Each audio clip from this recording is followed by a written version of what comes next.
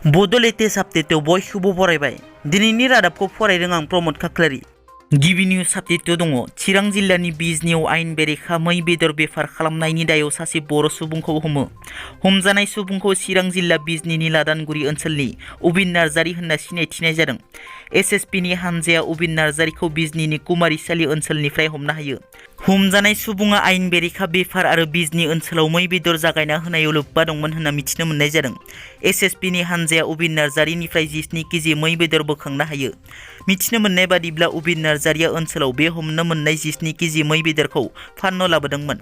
उबिनखौ सोंथि सोंनायाव उबिना गुबुन सासेनि मुं फोरमायो। उबिन नार्जारीया फोरमायनायनि उनाव बिजनिनि बुदां ब्रह्म मुंनि थाग्रा खुलियाव मोनसे हानजाया रेड खालामो आरो बुदां ब्रह्मनि न'निफ्राय 3 केजि मै बेदर बोखांनो हायोब्लाबो बुदां ब्रह्मआ जायगानिफ्राय खारखोमानो हायो। एसएसपिनि हानजाया उनाव रोखा फोरमान मोनोदि बुदां ब्रह्मआसो आयेन बेरेखा मै बेदर बेफार खालामनाय आरो जागायना होग्रानि गुबै दायनिगिरि होनना। बुदां ब्रह्मनि न'निफ्राय मै बेदरजों लोगोसे दाबा जखा सोग्रा मुवाफोर मोननो हायो। बैफोर मुवाफोरखौ एसएसपिनि हानजाया हाग्रा बिफाननिसिम दैथायहरो।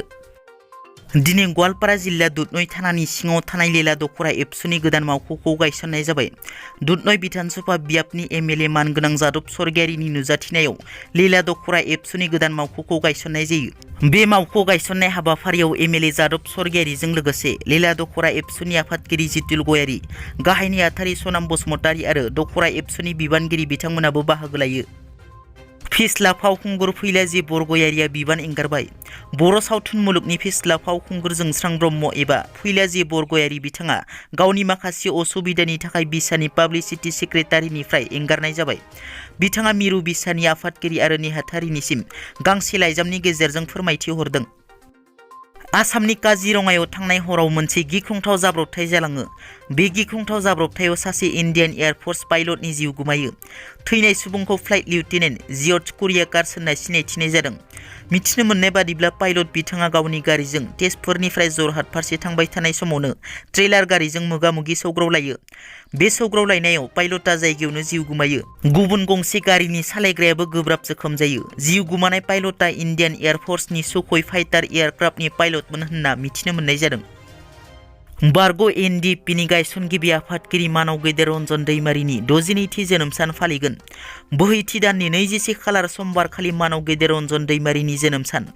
बै सानखालि उदालगुरि डिस्ट्रिक्ट कमिटि बारग' एनडिपि इउनाइटेड फरामा उदालगुरिनि बिष्णु राभा कृष्टि संघनि कालचारेल कमप्लेक्सआव रन्जन दैमारि बिथांनि जोनोम सानखौ मेहेरगोनां हाबाफारिजों गाजा गोमजायै फालिनो थि खालामनाय जादों।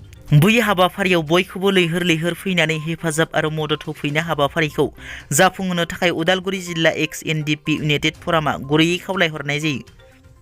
दिनै टंला दख'रा एबसुआ दख'रा एबसुनि सिङाव थानाय लेटफेटकाट गामिनि महन कसारिनि फिसाज्ला भबेश कसारिया थांनाय 12, 13, 14 फेब्रुवारियाव नेपाल हादराव खुंजानाय इन्ड' नेपाल रुरेल 2021-22 आव गल्ड मेडेल मोननो हानायखौ खोनाना टंला दख'रा एबसुनि आफादगिरि नेहाथारि बोसोनगिरि आरो दख'रा आफादनि बिबानगिरि बिथांमोना थांनानै बरायहोयो। दिनैनि रादाबा एसेनोसै। नोंथांमोना जुदि आंनि चेनेलखौ दासिमबो साबस्क्राइब खालामाखै, अन्नानै साबस्क्राइब खालाम। गोजोन्थों।